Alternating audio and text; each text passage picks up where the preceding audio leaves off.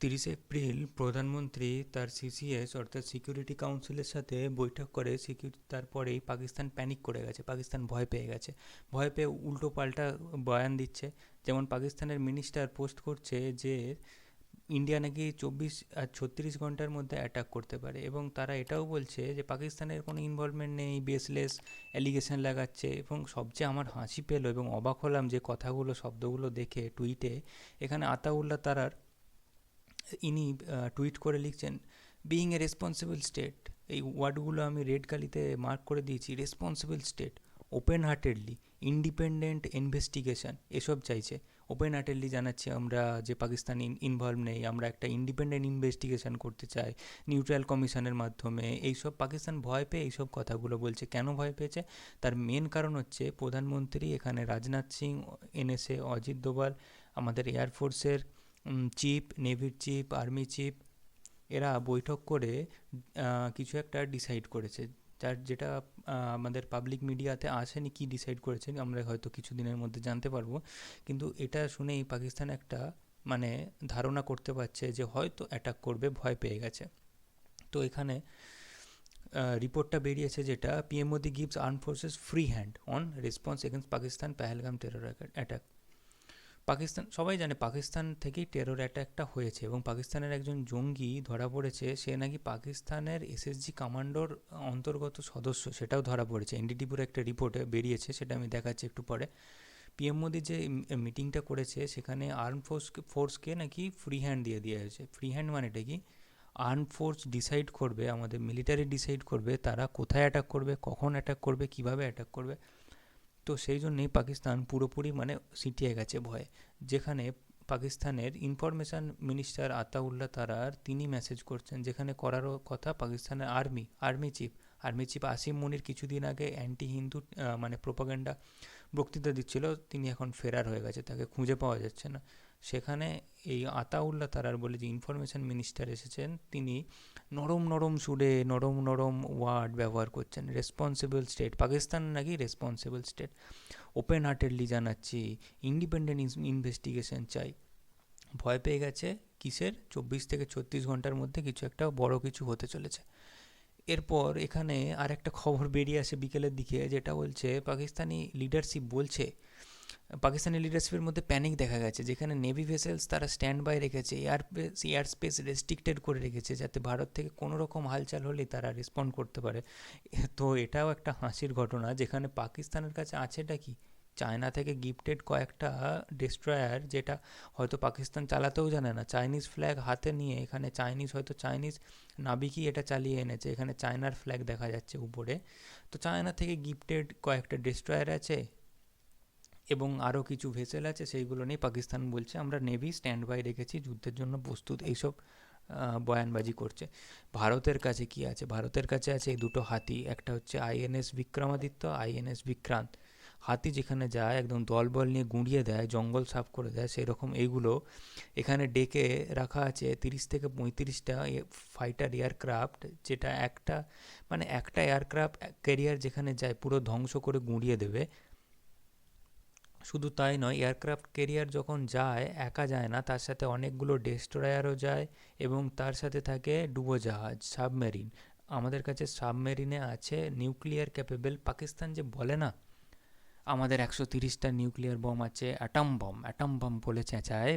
পাকিস্তানের কাছে 130টাই থাকুক, 150টাই, 200টাই থাকুক, আমাদের কাছে ডুবোজাহাজের নিচে আছে atom bomb capable, nuclear attack capable submarine.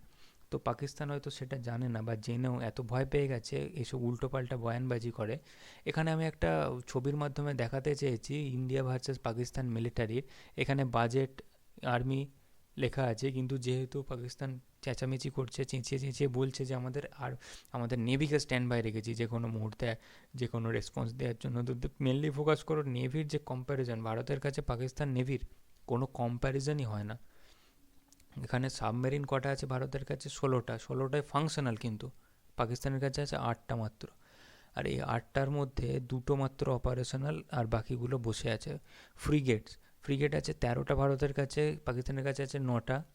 Combat capable aircraft, নেভির aircraft আছে ভারতের কাছে 75টা, পাকিস্তানের কাছে মাত্র 8টা, যেখানে কোনো তুলনাই হয় না, মেরে গুঁড়িয়ে দেবে পুরো। তারপরেও এরা বয়ানবাজি করে যে আমাদের স্ট্যান্ড বাই আছে, আছে, এয়ার স্পেস রেস্ট্রিক্ট করে রেখেছি যে কোনো হামলার জন্য প্রস্তুত রেসপন্স করতে। আর এইসব পাকিস্তানের ভিতর থেকে জানে ওরা কত খোকলা, কত ফাঁকা ওদের মানে নেভি বলো আর্মি বলো, সেই জন্য নরম নরম ওয়ার্ড ব্যবহার করে। কিছুদিন আগে পাকিস্তানের আর্মি চিফ এসে খুব হার্শ ওয়ার্ড ব্যবহার করছিল, অ্যান্টি হিন্দু প্রোপাগান্ডা ছড়ানোর চেষ্টা করছিল। আর এখন এইসব মানে পাকিস্তান বুঝে গেছে কিছু একটা হতে চলেছে, সেজন্য নরম নরম ওয়ার্ড ব্যবহার করছে। Being a responsible state, open heartedly, এটা সেটা নরম ওয়ার্ড ব্যবহার করছে। এরপরেই আজকে আবার পাকিস্তান সেনা এলওসির সিজফায়ার লঙ্ঘন করেছে। এখানে যে এলওসির কাশ্মীরের ম্যাপটা দেখিয়েছি না, এটা হচ্ছে এলওসি, যেটা লাইন অফ কন্ট্রোল। এর এই দিকে বসে আছে, সাদা অংশটায় বসে আছে পাকিস্তান সেনা। ইন্ডিয়ার এই আইটার নিচে ঠিক এই জায়গাটায় হয়েছে পেহেলগাম অ্যাটাকটা হয়েছে। আর এই দিকে তারা আবার গুলি চালাচ্ছে পাকিস্তান সেনা, এই সাদা জায়গাটায় বসে এলওসি উল্লঙ্ঘন করে, সিজফায়ার উল্লঙ্ঘন করে গুলি চালাচ্ছে। অ্যাকচুয়ালি সিমলা এগ্রিমেন্ট তারা যে ডিসম্যান্টেল করেছে, তারা বলছে মানে না, এটা অ্যাকচুয়ালি ইন্ডিয়ার পক্ষেই গেছে। অ্যাকচুয়ালি এর ফলে ইন্ডিয়ান আর্মির আরও সুবিধা হলো, এলওসি ক্রস করা সুবিধা হয়ে যাবে। পাকিস্তান যখনই বলছে আমরা সিমলা এগ্রিমেন্ট মানি না, সিমলা এগ্রিমেন্ট অ্যাকচুয়ালি দুজনের মধ্যে মিউচুয়াল আন্ডারস্ট্যান্ডিং হয়েছিল এলওসি নিয়ে। তো ওরা যখন বলছে যে আমরা এলওসি মানছি না, এই সিমলা এগ্রিমেন্ট মানছি না, মানে আমরা এলওসি মানছি না।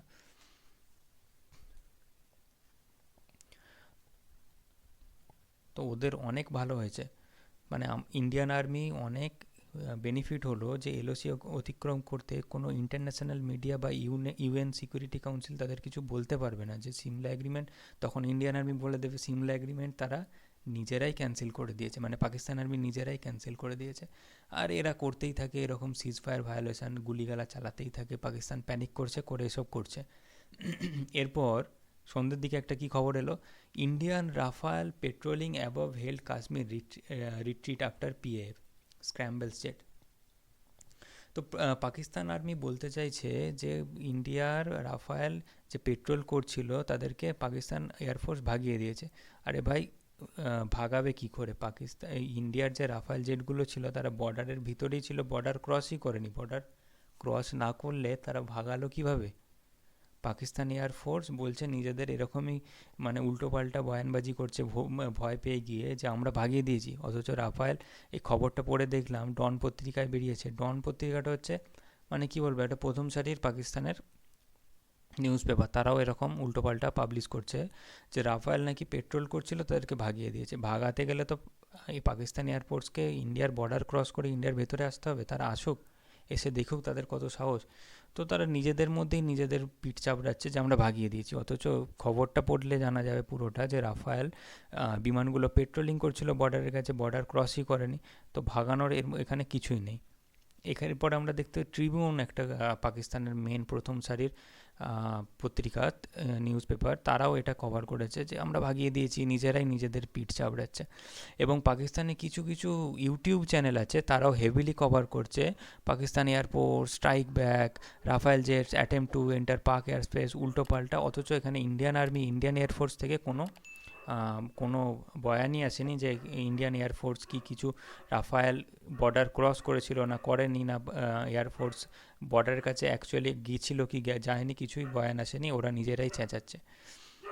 এরপর দেখো পাকিস্তানের ডাইরেক্টর জেনারেল, ইনি একটা বক্তৃতা দিয়েছেন। তিনি কি বলছেন, কোনো এভিডেন্সই পাওয়া যায়নি যে ইন্ডিয়া যে বেসলেস অ্যালিগেশন লাগাচ্ছে পাকিস্তানের বিরুদ্ধে যে পাকিস্তান ইনভলভ আছে টেরর অ্যাটাকে, তার কোনো নাকি পাওয়া যায়নি, কোনো পাওয়া যায়নি। তো আসিম মুনির কেন যে সপ্তাহে বললেন যে we are anti Hindu, different from Hindu, বাচ্চাদেরকে শেখাও অ্যান্টি হিন্দু, কী করে করে তুলতে হয়, তার পরের সপ্তাহে ঠিক অ্যাটাকটা হয়ে গেল। এবং ইনভলভমেন্ট যে আছে তার প্রমাণ এনডিটিভির একটা রিপোর্টে বেরিয়েছে, সেটা আমি দেখাচ্ছি। এই যে হাসিম মুসা, একটা টেরোরিস্ট যাকে আইডেন্টিফাই করতে পেরেছে ইন্ডিয়ান আর্মি, সে নাকি Pahalgam killer on the run is former Pak commando. Sources থেকে যেটা আমরা জানতে পেরেছি, পাক কমান্ডো হাসিম মুসাও এখানে জড়িত ছিল। পাকিস্তান এটাকে ডিনাই করার চেষ্টা করছে, কিন্তু কিন্তু এটা মানে ইন্ডিয়ান আর্মি অলরেডি প্রুফ করে দিয়েছে। যে পাকিস্তানের ডাইরেক্টলি পাকিস্তান কমান্ডো এখানে টেরোরিজমের মধ্যে ইনভলভ আছে, মানে পাকিস্তান আর্মি ডাইরেক্টলি ইনভলভ আছে। আর পাকিস্তান পুরো গভর্নমেন্টকে রেসপন্সিবল করা আমাদের উচিত তার জন্য। আর ইন্ডিয়া তার বদলা ঠিক নিয়েই ছাড়বে। আর আসিম মুনিরের যে মানে বক্তৃতা দিচ্ছিলেন কিছুদিন আগে, we are different from Hindus, এটা সেটা, হিন্দুদেরকে আমরা আমাদের ফোর ফাদার হিন্দুদের সাথে লড়াই করে দেশ ক্রিয়েট করেছে, এটা সেটা করে বক্তৃতা দিচ্ছিল। তিনি এখানে পালিয়ে গেছে পাকিস্তান ছেড়ে, কি লুকিয়ে আছে জানা যাচ্ছে না। এখানে হেভিলি ইন্ডিয়ান মিডিয়াগুলো কভার করছে যে পাক আর্মি চিফ আসিম মুনির মেক্স বিগ মুভ, হিজ ফ্যামিলিকে তিনি ব্রিটেনে পাঠিয়ে দিয়েছে, কিন্তু নিজে কোথায় গেছে সেটা বোঝা যাচ্ছে না, কেউ তার উত্তর দিতে পারছে না। এর মাঝে কালকে ইন্ডিয়া এবং তালিবানের মধ্যে একটা মিটিং হয়েছে, যেখানে তালিবান ইন্ডিয়ার মানে এই মিটিংটার পর তালিবান ইন্ডিয়াকে ফুল সাপোর্ট দেখিয়েছে। এর ফলে ভারতের একটা খুবই ডিপ্লোম্যাটিক জয় হয়েছে। একদিকে আছে বালুচিস্তান, যারা ইন্ডিয়াকে সাপোর্ট করেছে, বালুচিস্তান লিবারেশন আর্মি। কারণ বালুচিস্তানের মানুষের উপর পাকিস্তান অনেক দিন ধরে বাজেভাবে ট্রিট করছে, তাদেরকে হেনস্থা করছে, তাদের কোনো উন্নতি করছে না, যার ফলে তারা রেগে গিয়ে তারা একটা সিভিল ওয়ার করার চেষ্টা করছে। তালিবান এখানে সাপোর্ট করছে, তালিবানও পাকিস্তানের উপর রেগে আছে, এবং যার ফলে এই মিটিংয়ের পর ভারতের খুব উপকার হয়েছে। কারণ যদি কিছু হয়, যদি অ্যাটাক করতে চায় ভারত, সেখানে যদি তালিবান ভারতের সাথে যোগ দেয়, মানে তালিবান উপর থেকে অ্যাটাক করতে চেষ্টা করবে, বালুচিস্তান পশ্চিম দিকে আছে, বালুচিস্তান এই দিকে অ্যাটাক করবে, যার ফলে পাকিস্তানের আর্মি এবং নেভি এবং পাকিস্তানের এয়ারফোর্স তাদের গুলিয়ে যাবে যে কোন দিকের অ্যাটাকটা আগে সামলাবে, এইদিকে ইন্ডিয়ার অ্যাটাক সামলাবে, না এইদিকে এলওসি সামলাবে, না উপর দিক থেকে আফগানিস্তানের তালিবান অ্যাটাক সামলাবে, না বালুচিস্তানের যে লিবারেশন আর্মি আছে তাদের অ্যাটাক সামলাবে। এবং পাকিস্তান আগামী দিনে যেটা হতে চলেছে দেখা যেতে পারে, কেউ কেউ সোর্স থেকে বলছে যে হয়তো পাকিস্তানের 4টে টুকরো হয়ে যেতে পারে। পিওকে তো অতিক্রম করে হয়তো ভারত যদি এটা নিয়েও নেয়, গিলগিট বালতিস্তান এবং যে আজাদ কাশ্মীর বলে দুটো প্রভিন্স তৈরি করে রেখেছে পাকিস্তান, সেটাকে যদি ইন্ডিয়া নিয়েও নেয়, তারপরেও 4টে টুকরো হয়ে যেতে পারে পাকিস্তানের। ঠিক যেমন 1971 সালে দুটো টুকরো হয়ে বাংলাদেশ আর পাকিস্তান আলাদা হয়ে গেছিলো, তেমনই এখানে 4টে আলাদা আলাদা প্রভিন্স আছে, খাইবার পাখতুনখোয়া, পাঞ্জাব অ্যান্ড বালুচিস্তান অ্যান্ড সিন্ধ। তো এইগুলো আলাদা হয়ে যেতে পারে। দেখা যাক কি হয়, দুদিনের মধ্যে আমরা জবাব পাবো। পাকিস্তানের অনুযায়ী যেমন 24 থেকে 36 ঘন্টা আমরা ওয়েট করি, তারপর জবাব পেয়ে যাব। Thank you. এইচটা ওঠেনি, প্লিজ সাবস্ক্রাইব ভিডিও ভালো লাগলে। Thank you.